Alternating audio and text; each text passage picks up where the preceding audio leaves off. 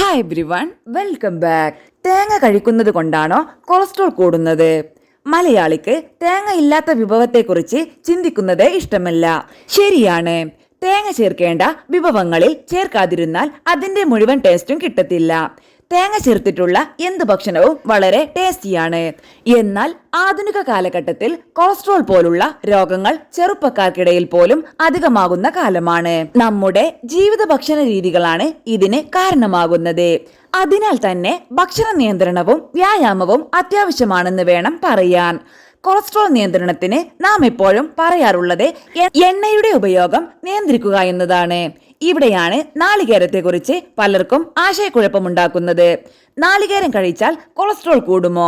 പലർക്കുമുള്ള സംശയമാണിത്. കാരണം തേങ്ങയിൽ വെളിച്ചെണ്ണ അടങ്ങിയിട്ടുണ്ട്. ഇത് തന്നെയാണ് കാരണമായി പറയുന്നത്. തേങ്ങ ഉയർന്ന കൊളസ്ട്രോൾ കുറയ്ക്കാനും ഓക്സിഡേറ്റീവ് കേടുപാടുകൾ കുറച്ച് കോശങ്ങൾക്ക് ആരോഗ്യം നൽകുന്നു. ഇതിലൂടെ ഉയർന്ന കൊളസ്ട്രോൾ സാധ്യത കുറയ്ക്കുന്നു. ഇതിൽ ധാരാളം ആന്റി ഓക്സിഡന്റുകൾ അടങ്ങിയിട്ടുണ്ട്. ഇതിനാൽ തന്നെ ഇവ കൊളസ്ട്രോൾ പ്രശ്നങ്ങൾക്ക് പരിഹാരമാകുന്നു. തേങ്ങയ്ക്ക് മാത്രമല്ല, ഇതിൽ നിന്നെടുക്കുന്ന ശുദ്ധമായ വെളിച്ചെണ്ണയ്ക്കും ഈ ഉപയോഗമുണ്ട്. എന്നാൽ ഇത് ഉപയോഗിക്കുന്ന രീതിയാണ് പ്രധാനം.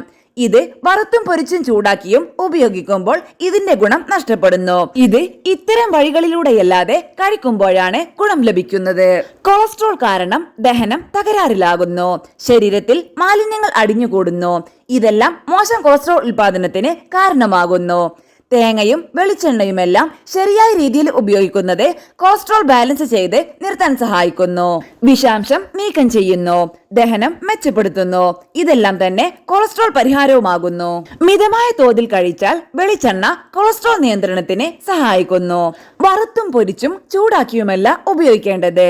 ഇത് അവിയൽ പോലുള്ള വിഭവങ്ങളിൽ വെറുതെ ഒഴിച്ചു കഴിക്കുന്ന രീതിയിൽ ഉപയോഗിക്കാം. നല്ല ശുദ്ധമായ വെളിച്ചെണ്ണ ഈ രീതിയിൽ കഴിക്കുന്നത് ഏറെ ആരോഗ്യ ഗുണങ്ങൾ നൽകുന്നു. തേങ്ങയും ശരിയായ തോതിൽ കഴിച്ചാൽ ഹെൽത്തിയാണ്. ഇത് കറികളിൽ അരച്ച് ചേർത്ത് കഴിക്കാം. എന്നാൽ ഇത് വറുത്തരച്ച് കറികളിൽ ഉപയോഗിക്കുന്ന രീതിയുണ്ട്. ഇത് നല്ലതല്ല. തേങ്ങ വറുക്കുമ്പോൾ ജലാംശം നഷ്ടപ്പെട്ട് ഇതിൽ അരോമാറ്റിക് പോളിസൈക്ലിക് ഹൈഡ്രോ കാർബണുകൾ രൂപപ്പെടുന്നു. അതായത് തേങ്ങ വറുക്കുമ്പോൾ ചുവന്ന് മണം വരുന്ന സ്റ്റേജ്. ഇത് കാർബൺ കോമ്പിനേഷൻ ആണ്. ഇത് അസിഡിറ്റി, നെഞ്ചിരിച്ചിൽ, കുടൽ പ്രശ്നങ്ങൾ എന്നിവയുണ്ടാക്കുന്നു.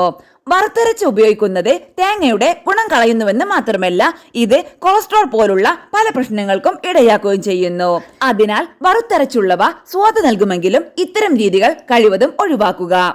അമിതമായി ഇത് ഉപയോഗിക്കാതിരിക്കാനും ശ്രദ്ധിക്കുക. തേങ്ങാപ്പാൽ വറുത്തരക്കുന്നത് പോലെ പ്രശ്നമില്ലെങ്കിൽ പോലും തേങ്ങാപ്പാലിനേക്കാൾ തേങ്ങ അതേ രൂപത്തിൽ കഴിക്കുന്നതാണ് നല്ലത്. പാലാക്കുമ്പോൾ ഇതിലെ നാരുകൾ കുറയും.